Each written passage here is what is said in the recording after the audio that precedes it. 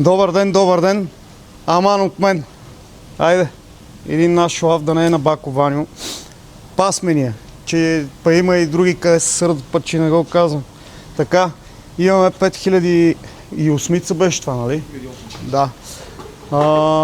От дясната страна няма парно, по мои спомени, когато записвахме часа за колата. Пускаме първо нея и братовчети цитронадата. Тук също парното е много зле, тук също пускаме машината и сега ще видим какво се случва. Трябва да видим с нещо да си светна. Така. Тук да видим първо с Пижо какво се случва. Ще я спра за малко, макар че е доста рано за спиране. И за около 30 секунди имаме доста ръждичка с котлен камък и отлагане от антифриз. Продължаваме с Ситроенчето и тук ще развърта посоката. Да видим какво се случва. Тук при Peugeot се получиха нещата още по-зле. Така. Не е като да няма. Отново ще има доволни клиенти, които ще си тръгнат от тук. Тая машина ще изчакаме поне още 2 минутки, за да свалим филтъра и да прецедим да видим какво се случва. Макар че, гледайки по филтъра, мама мия, пожълтява е все едно в една жълтеница. Даже 2 минути няма да изчакаме. Сега на първата минута ще я спрем, ще прецедиме. Както и парцала е светличък такъв за прецеждане. Ще се види идеално.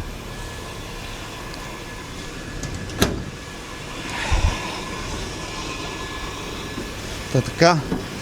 Снощи снимахме един Hyundai Tucson. Начетох се на коментари и на компетентни хора как било запушило главата и затова били сваляли главата. Тук имам и 7-8 глави в сервиза. Да дойда, аз ще му покажа водните магистрали колко така малко по-дебели от котрето са ми и да ми обясни как се запушват тия водни магистрали, топ майстора. Явно той го е правил, защото така ми го обясняваше, че един вид сено, че те са го правили и поради простата причина, че била запушила магистралите водните на главата и затова били сваляли главата. Не, толкова си разбирате. Ако малко имахте акъл в главата, нямаше да сваляте глава, щехте разберете, че е радиатора на парното. Защото това са 99% най-много страдат тия Hyundai точно там. Как е? Чакам го. Дал съм му оферта да се обзаложиме на по 5-6 бона, да дойде и да ми обясни как такова, даже ще го закарам във всички шлайф бази, да обясни там пред всички шлайфисти, явно той много ги разбира нещата, да обясни как се запушват главите. Спираме тук машината, точно 2 минути са минали откакто сме я пуснали, да видим с братовчеда на Peugeot цитронадата какво се случва. Дай да видим, колега. Тук ще е интересно. Така. Въпреки всичко, ти сам го каза, още като разкачи маркучите, антифриза, буквално много чистички изтече. Обаче виждаш какво се случва по парцала в бялото. Отлагания от антифриза, виж как побеля. Така, добре. Знаеш какво ще направим? Закачи филтъра, ще пуснем машината и ще изтестваме да видим дали има парно на 65 градуса. Това нещо ще ни подскаже какво се случва. Ето телефона. Не бе, аз само контакт ще му дам. Нищо ти така или иначе пак ще трябва да го чистиш. Няма какво да е такова. Няма смисъл. Така.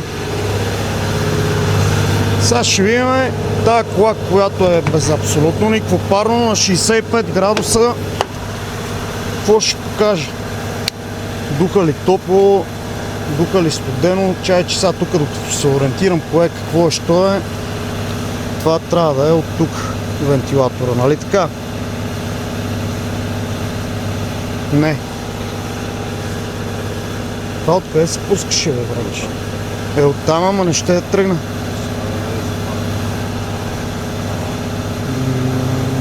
Това не е хубаво така. Да не мога да изтествам. Няма да палим. Със сигурност ще има. Като гледам тия бели мазноти, къде излизат с отлагането от антифриза, със сигурност ще има. Дай да видим Пижо. На Пижо машинката е на 66 градуса.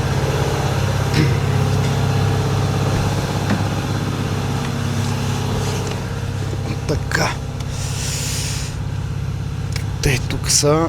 Беше да зареди батериите, че така. Тук пускаме вентилатора на 66 градуса. Пускаме го отпред, махаме отгоре.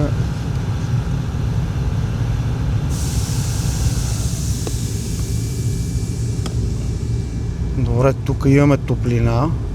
Повече от перфектно. Чекай. Тук имаме топлина. Тук при тебе как е? Значи човек ще си тръгне с паро. Грехота е да караме такава хубава кола и да нямаме парно. Добре, спираме. И какво да ви кажа? Най-малкото, което е това Peugeot 5008 ще се тръгне с едно перфектно парно. За Citroenчето, както ви пипам маркучите директно за парното, са абсолютно еднакви като топлинка. Така, тук само ще развърта посоката още веднъж и имаме 20 секунди, ще спра машината да поизчиста кошницата, че вътре е нещо страшно.